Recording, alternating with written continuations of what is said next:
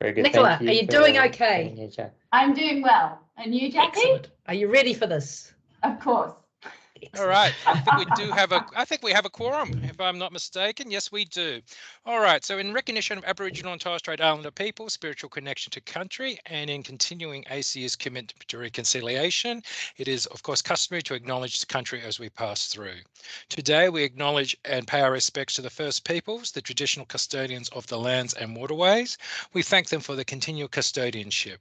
We acknowledge and celebrate the continuation of a living culture that has a unique role in this region. We also acknowledge elders past and present and thank them for the wisdom and guidance as we walk in their footsteps. And I'd like to say good afternoon and welcome everybody to this final year milestone review panel for Nicola Cull. Today we welcome her principal supervisor, Professor Phil Parker, co-supervisor Dr. Bajinda Sandra, and associate supervisor Ronnie Seamer, who can't be with us today, but we are recording this for her as well today. And I'd also like to introduce her final year review panel chair, Associate Professor Jessie Gow, Dr. Jacqueline Laughlin-Boy, and of course, Dr. Teresa Ding. We thank them also for their time to be on this panel as well.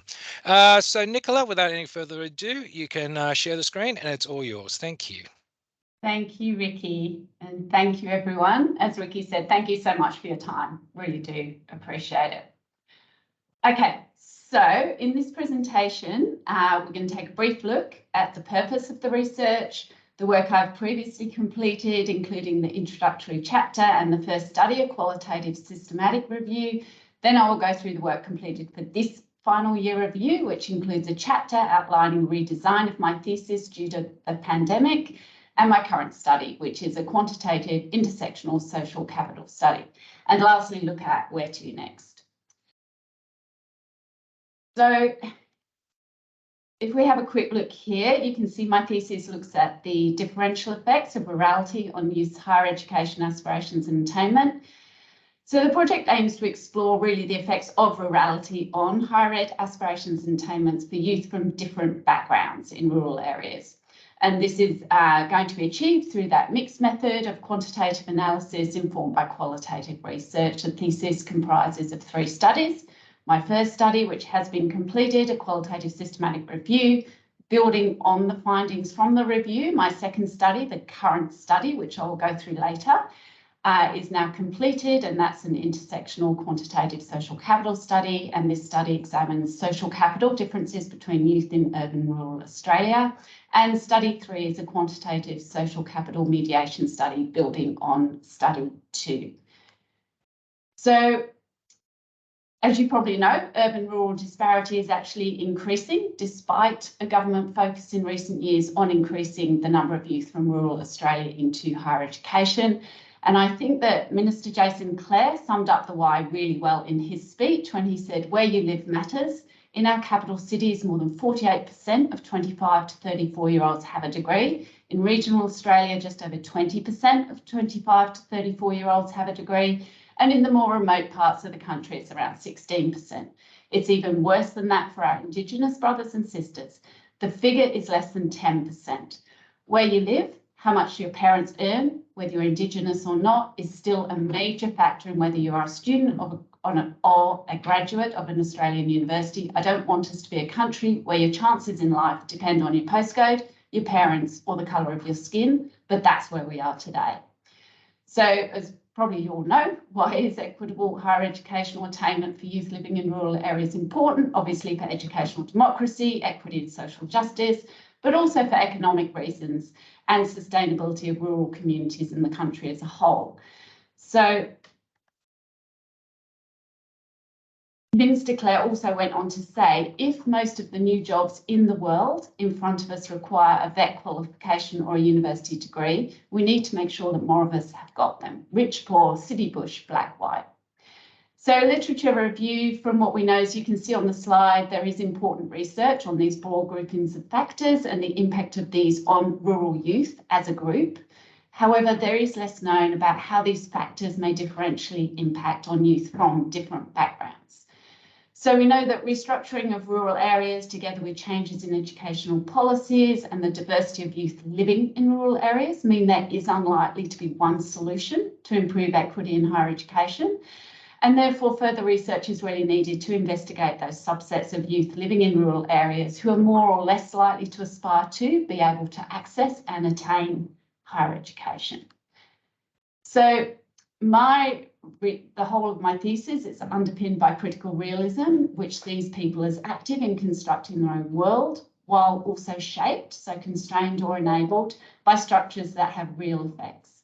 And it is the interaction between structures and the human agency that is central to understanding social phenomena. So my belief is that rural and urban are social categories, they're structures, which have real effects on people. However, they're mediated by social action and interactions. And so my research is looking at that interplay between structure and agency. And the theoretical framework draws on applied developmental science. I draw on Bronfman-Brenner, also the work of Bourdieu, who's concerned with those power dynamics and subtle ways that power maintains social orders. And also I'll draw on an intersectional approach in an attempt to gain more complex and inclusive understandings of power relations and knowledge. So as I mentioned, I've already completed a systematic review which highlighted how much context matters and identified 6 broad key and emerging themes, which were capital, social systems, risk, place rurality, globalisation and political policies, and identity development. Capital, and in particular social capital, was one of the most focused on themes in all the studies reviewed, and it was used as an explanatory variable for low participation and attainment rates in higher ed for youth in rural areas.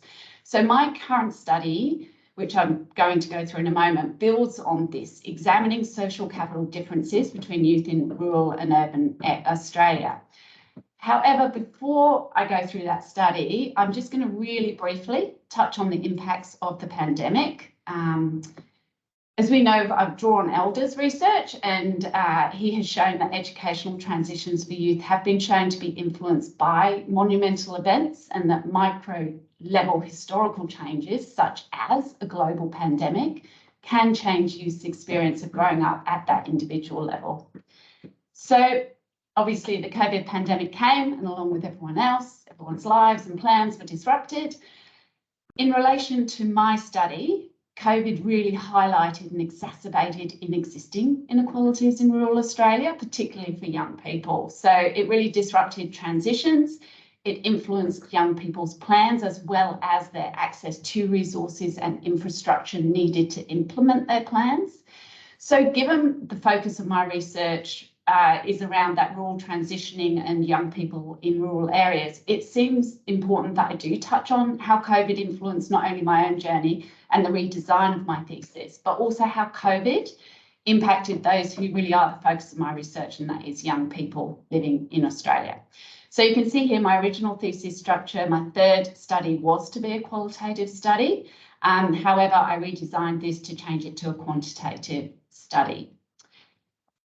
So, as you would all know, in Australia, the pandemic really has widened and exacerbated educational equity issues, and in particular has highlighted structural inequalities in rural Australia. So schooling was obviously disrupted for everyone. Educational transitions for youth were affected. Inequalities were worsened. We've got structural inequalities such as the digital divide that really became obvious. And on top of that, we saw that youth who were already experiencing inequality within their rural communities were impacted the most. So their access to learn, because I guess it's because access to learning became reliant on access to the internet and financial resources for devices, data costs.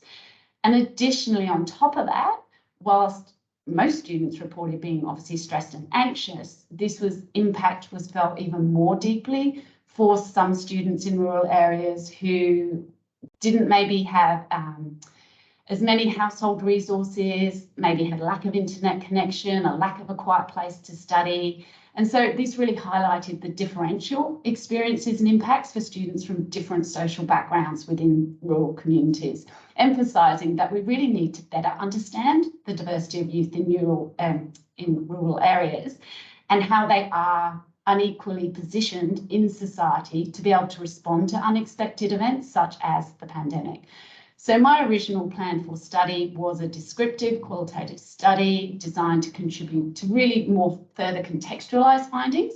However, due to constraints, preventing of data collection, and even though I had actually completed the design methodology, obtained ethics approval, I chose to not go ahead with that. One of the reasons was there were lockdowns, travel restrictions, so I couldn't collect that data, but I could have done an alternative. Face-to-face interviews could have been undertaken telephone or video options. However, I decided that wasn't appropriate for my exploratory research design. There could have been problems due to the digital divide as well. But most importantly, health and well-being of people comes first. And as we know, there are ongoing mental health, education and financial impacts. I was really more mindful of not wanting to add overwhelm and stress being experienced already by teachers, family and students. So I decided that I couldn't carry that out meaningfully and responsibly for these reasons and chose to redesign it to a quantitative longitudinal study, which also meant that I could not only take a deep dive on my second study and social capital findings from study 2, but as it is drawing on existing data, I could also continue to progress my research throughout the pandemic. So that's what I did. Okay, so to the current study. This is a descriptive, quantitative intersectional study. It's drawing on a large archival data set, the longitudinal survey of Australian youth to 2003. The purpose was to gain an understanding of the nature of social capital in Australia and the rural-urban divide in social capital for youth from different social positions. I used regression analysis to explore relationships between social capital and geographic locations and interactions between geographic location and socioeconomic status, gender, country of birth and Indigenous status. So why I focused on social capital? Well, as I mentioned, as evidenced in my systematic review, there is a lot of interest in the concept of social capital. It's often drawn on as an explanatory variable in educational participation and post-school outcomes. And the idea that social capital can be easily converted into cultural and economic capital has really led to a lot of interest in policymakers and researchers seeking solutions to those really persistent issues of underrepresentation of youth from lower socioeconomic backgrounds in higher education. So we know that research has found that social capital plays a role in development of youth's higher educational aspirations, and that youth with higher social capital have been found to be more likely to go on to higher education. However, despite this increasing sort of interest and implementation of social capital interventions, there are gaps and limitations that remain. There is much less research exploring social capital and youth living in rural areas compared to research on social capital and youth living in urban areas.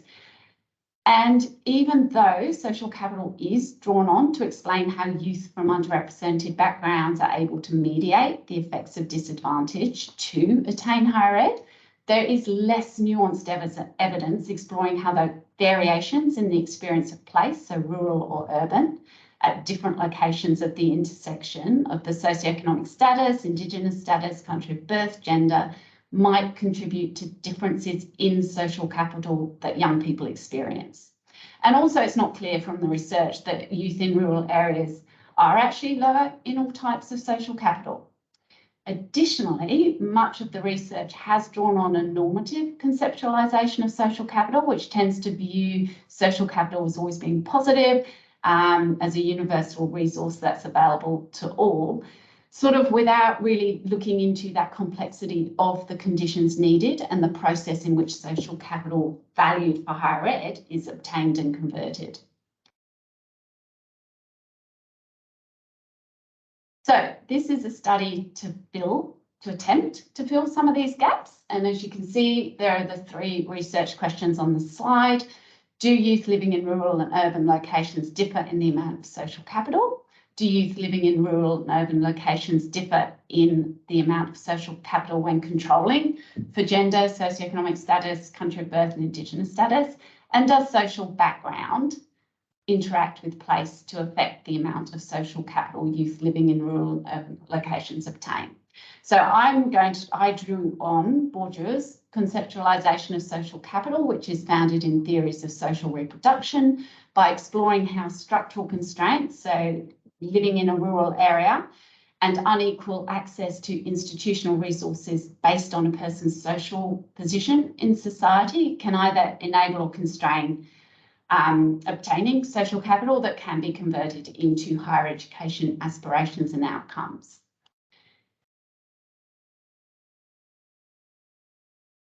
So I used one cohort of the LSA database, the LSA 2003, and the National Centre for Vocational Research has developed, I should say, really extensive analysis on social capital and metrics. And for this study, I actually worked with Ronnie Simo, who kindly enough gave me the latent factor scores derived by the NCVR to draw on for this study.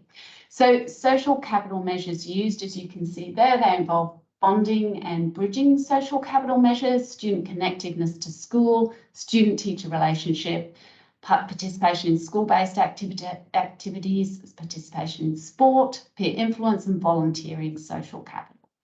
So again, from a Bourdieusian, from a Bourdieusian perspective, I explored the LSA social capital measures here through that lens of membership in different networks and groups, which can be inclusive or exclusive, and so can constrain or enable access to social capital, which can then be converted into higher education aspirations and outcomes depending on the conditions. So the study really explored these social capital measures in relation to that social positioning of the group the individual is in, including the social structures of rural and urban. And additionally, this data set provided a collection of different background demographics to take that intersectional approach. So 3 models were used, as you can see on the slide. Regression analysis was used to explore all of them. The basic model explored the relationship between social capital and geographic location. Second model was similar, but included the following covariates that you can see there. And the third model included the interaction between geographic location and each of those covariates. So we found that there were some significant differences in amounts of social capital between youth in rural and urban areas. Youth in provincial and remote areas were found to be significantly less connected with their school and have less positive student-teacher relationships. And this was particularly so for youth in remote locations.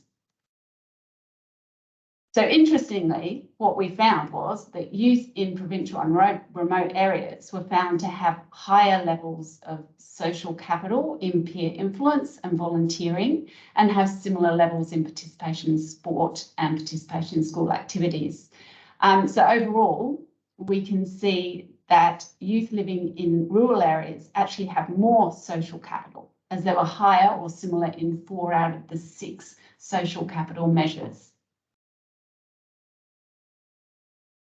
So the aim here was to see if rural status actually predicts social capital for youth from similar backgrounds. And one of the main findings was that remote status did predict social capital for youth. You can see here that youth living in remote areas remain significantly lower in school connectedness, approximately 0.3 of a standard deviation lower in social capital than youth in urban locations. And that youth living in remote areas remain significantly higher in peer influence and volunteering social capital, even when controlling for those baseline demographics.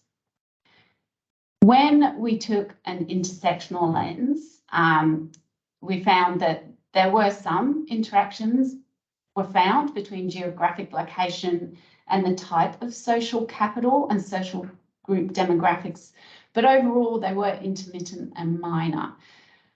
However, additionally, there were some gender, socioeconomic status, country of birth and Indigenous status differences, which were found to be parallel to geographic location rather than significantly interacting with geographic location.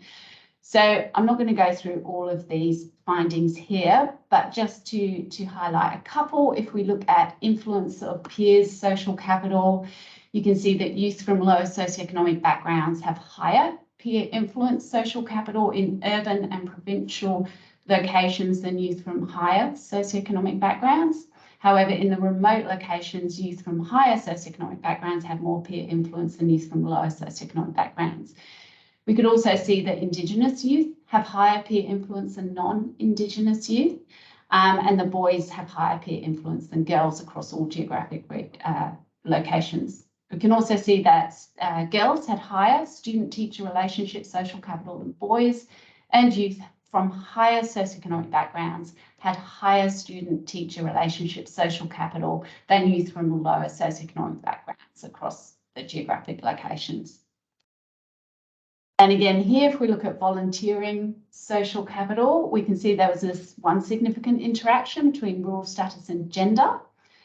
So that, you know, those geographic differences are larger for boys than for girls in provincial and remote locations, so that the boys in remote and provincial locations have that stronger positive relationship with volunteering.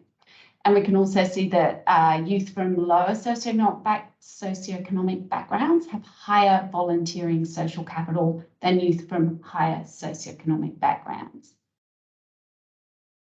So what does this tell us about the relationship between geography and social capital? I guess there are a few discussion points, but one is it tells us that youth in rural and urban locations do differ in amounts of social capital. Youth living in rural areas actually have higher levels of social capital overall than youth in urban Australia, and this leads us to really need to explore why higher levels of social capital may not automatically lead to better educational outcomes.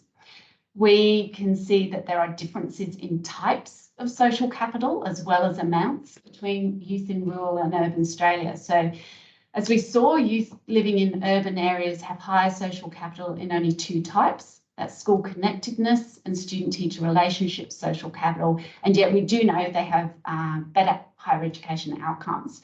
So this leads to exploring, are these two social capital types more important in relation to positive higher education aspiration and outcomes than other social capital types? And I actually explore this further in my third study. You can also see that social capital can be positive or negative for youth living in rural Australia. So youth living in rural Australia, as we saw, have significantly higher peer and volunteer social capital measures. These are bonding and bridging, and yet these can be either positive or negative, depending on the effects of rurality and where those youth are positioned within their rural towns. We also can draw a conclusion from this that geography matters. Geography is sort of additive to other factors such as socioeconomic status, country of birth, Indigenous status, and gender, indicating that social capital may be of more benefit for youth from more advantaged backgrounds. And thereby, you know, social capital can actually reinforce existing social and economic inequality within and between rural and urban locations. And also from this, we can see that intersectionality is important to reveal the full picture of intersections of disadvantage between geographic location and social background. We could see some variations in those experiences of place between rural and urban at the different locations of intersections, and see how they contribute to the amount and type of social capital youth have. However, I think this study also shows that quantitative research is not ideally suited to this, so probably some more qualitative research would be a good idea. So where to next? So this current study demonstrates the category of rural is a social and cultural location, not just a geographical place. It also demonstrates intersectionality is important to understand those nuanced inequities for youth in rural Australia. And I think it also shows that social capital is a complex phenomenon. And as I previously mentioned, that notion that social capital can be potentially converted into other forms has really appealed to policymakers looking for solutions to long-term structural problems. However, this has kind of been done maybe without a focus on that complexity of the certain conditions under which such a process does become possible. So a more complex theoretical approach to social capital drawing on Bourdieu is probably a good idea and needed just to understand more how social capital operates differently for youth in different social positions and geographic locations. Sort of with that consideration given to the structural conditions that create those unequal opportunities for different groups to access and convert social capital into positive higher education aspirations and outcomes. So future research in this field, as again, we've said social capital is often drawn on to mediate educational disadvantage. This study suggests that further exploration of the mediation effects of social capital in relation to those higher ed outcomes is probably a good idea, to maybe think about how much of a focus we should place on social capital in policy and educational interventions. And also we need to probably, as I mentioned before, some more qualitative research to really understand those nuanced insights of cumulative disadvantage. So next steps. So I am currently completing the third study. It is in progress, and this is a quantitative study on mediation effects of social capital. And once this is completed, I'll draw the thesis findings together in a final discussion. And I'm going to leave it there, Ricky and everyone. Oh, well done. Thank you very much. Can I stop sharing now? You can probably keep sharing because you might get some questions about the slides. I'll stop. You can stop in the time. And I'm sorry if I spoke fast. That's my nerves. Well done. So I just got a note here from Jesse. He's just providing up some questions. He's asked off the bat, can I ask Jackie, can you go first with any questions that you may have as a panel member? Nicola, that was fantastic. Well done. You're too and kind, don't worry about Jackie. speaking quickly. I'm sorry. You're too kind. Oh, I know how hair-raising and how uncomfortable such a review is. So you did really well. I feel like I'm going to ask a question that all of your supervisors are going to give me all the answers to, but I feel obliged to ask it anyway. 2003 data. How meaningful is it for today's context of young people? Yeah, look, that's. I'm sorry to ask you this. I feel like I've been picking all the bad stuff, but that's the big question that I have. It's a really good question. I think it's meaningful because it can give us a generalized view and tendency of what is happening. More recent data, I would love to work with some more recent data, but I think what we can do for that, because the next study is going on to use that longitudinal side of that data, because we're going to look at the outcomes as well. So who of those students went on and achieved outcomes in higher ed? So how old will that data be? So if it's longitudinal, so if the original data was collected in 2003, how are you measuring the outcomes of those people? So 2003 was the first wave that was collected, and then it goes through 2015. I'd have to check that, Jackie. Sorry. Okay, so you haven't. Valid point. I think that's why I was trying. That mixed research is important too. The mixed methods But you won't be able to use that now because I'm just very aware that cohort that you were looking at are now 35 years old. So. Yeah. Supervisors. It's 2013. 2013. Okay, so that would be basically my main concern. It would be really nice if you could perhaps, and my suggestion for that would be to try and link that up with some qualitative data, either of current 15-year-olds, or even if you wanted to do a longitudinal study, you could look at a cohort of, say, 30, 35-year-olds. So, and Phil, I do have a cohort that I've prepared earlier for that, if that was ever to be of assistance to you. That's really good. Thank you, Jackie.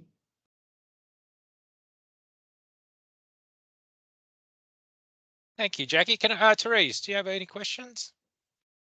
Thank you, Nicola. Firstly, I thought it was a really, really nice end of final year review presentation, but also the material that was sent through was really well written. I thought it was very, very impressive. Yes, and so no need to be nervous. And also I didn't really think, like, it felt like a normal presentation. You did not seem nervous or overly so at all. It was fine, it was great. And so I don't really have any critical things to say. I do have questions about your future research and the following study. And one question about your second study. Not that I think you need any more complication in your analyses, but I was wondering if or why you chose not to include any more school level predictors or variables. So for now, because you're focusing very heavily on individual factors or like the covariates, etc., and it seems to me the only bigger level one is the urban versus rural, which is obviously the focus of your thesis. It makes perfect sense. But I was wondering if other contextual factors might also influence your analyses. And also for the next study that you're going to do, it might be even more important because this one was on differences. The next one will be on predicting outcomes. So I was wondering if you had any thoughts on that. And the second question is, you're saying you're going to do mediation analyses, but I'm wondering, given what you're looking at, if you are maybe actually going to be looking at moderated mediation models. It just seems to me that given the focus of your thesis, it can't just be a straight mediation. It has to have some kind of moderating or interaction term, or that takes into account the conditional indirect effect, so conditioned on other factors. Yeah, those are my main thoughts that I had. Sorry, when you say the conditions and other factors, what do you mean there? So I was referring to the terminology. When you do a moderated mediation effect, you call the effect that you're looking at a conditional indirect effect. So it is the indirect effect is conditioned on a factor or another variable if it is continuous. And so it's not the indirect effect is not the same for everyone. I know it's an average in any case, but you simulate if the indirect effect is different for different groups of people based on another factor or variable.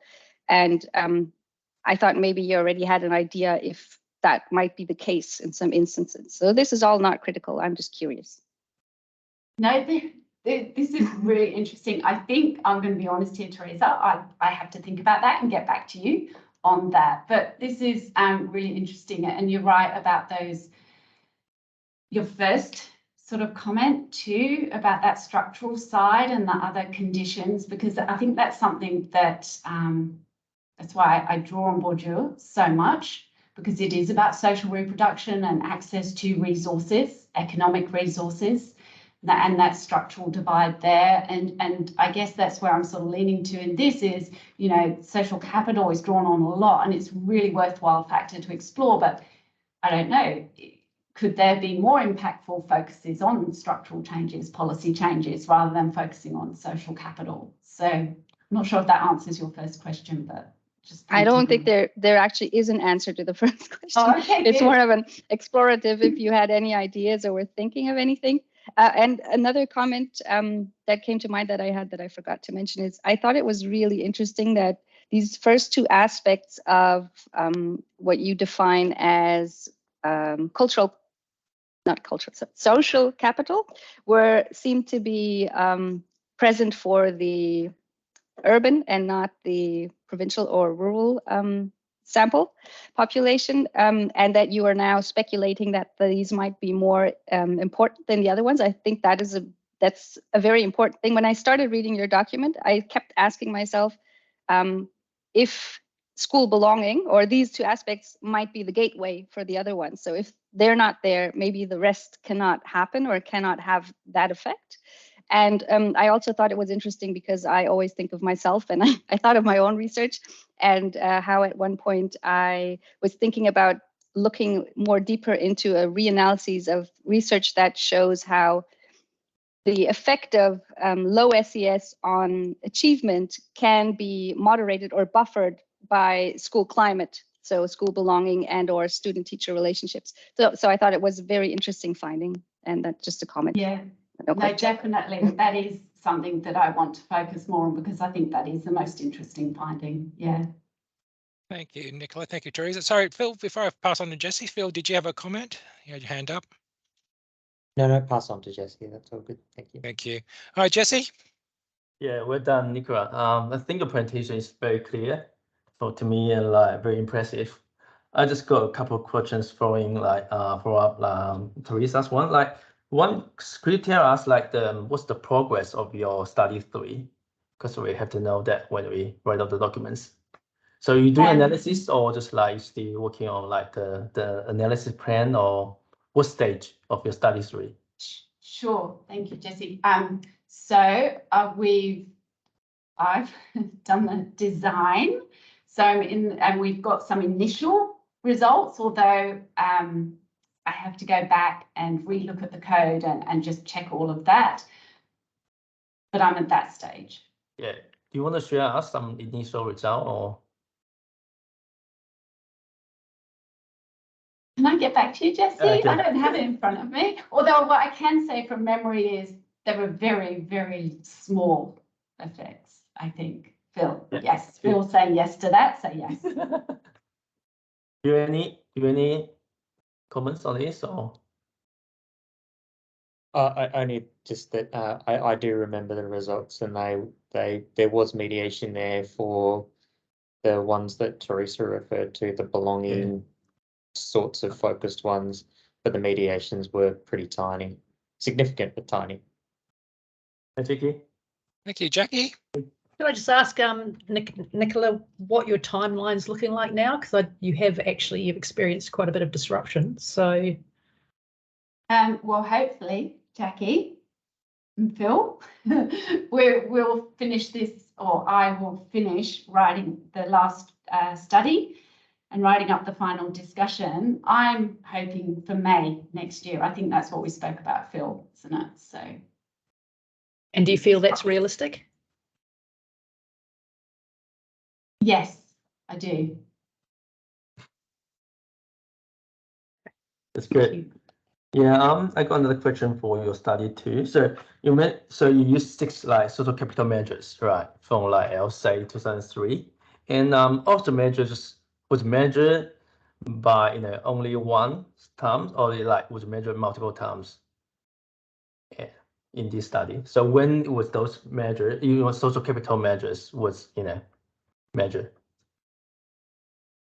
Sorry, say that So again. so you got 6 capital social capital. Yeah. So those are was measured like was measured multiple times through the LSA data, or just was measured only one times? They were measured using several different data items. Yeah. So but those data was measured several times, like for Oh, example 2030, I see. or just only one times. That's a good question. So the other way is like when. So there's 2003. 2003, right? yeah. And then the variable you use in this study too is all from 2003. Yes. Okay. So there's like it's a cross-sectional data analysis. Okay, got you. Sorry. Yeah, but okay.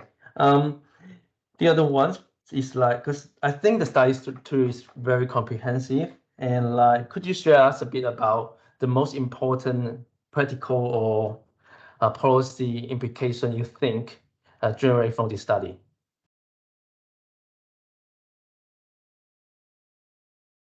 Yeah, well, coming back to what I said before, I think that when we're looking at policies, we really need to understand the underlying causes of inequity to access of resources, to access of social capital in the first place, and focus more on understanding that for when policy is designed. So, those really underlying issues, we've got social capital can help and assist, but if we've got an underlying policy of like our schooling system is stratified, You go to if you can pay, you go to a private school. If you can't, you're in public school, which is resource better. Which students in those public schools most of them come from lower socioeconomic backgrounds, you know, so we've got to look at the structural elements of access to education and to economic opportunity that then leads to being able to secure more time to study, have devices to study, have internet connectivity. So I think policy, they're what I take away, drawing on Bourdieu. Yeah. We need to break that social reproduction of inequity. Thank you. Thank you, Nicola. All right, so we're almost up to time. So Jackie, you have the last question. I'm sorry, Thank Nicola, you. just one last question. So have you measured those variables such as education types and the like? No. What we've done is we've done higher socioeconomic status, and obviously we've got low socioeconomic status, and obviously they do align quite closely with students from higher socioeconomic status generally are in Catholic and more private schools, and generally students from low socioeconomic backgrounds are in public government schools. But yeah. Thanks. Well, thank you, everybody. So wonderful presentation. Thank you, Nicola. And this was, of course, the last presentation for the year in terms of IPPE students. So thank you very much for everybody who's attended throughout the whole year as well. And I think, you know, we ended with the best. Sorry, Kelly, I know you're on the line as well there. Kelly's was very good as well. I'll pay you later, Ricky. Thank you. All right, so thank you very much to everybody. Hope you have a lovely day. Can I please ask Jessie, Phil, Bajinda, Jackie and Teresa stay on the line, and to everybody else, thank you and have a great week. Thank you. Ricky, do I just go now? You go now. Thank you, Nicola. You're going to go rest. Go rest. Go have a drink. Thank you, everyone. Thank you for your time. I'll call you back in, really Nicola, when appreciate it's it. time. Thank you. Thanks, Well done, Nicola. Bye. We're done. Don't disappear because we'll call you.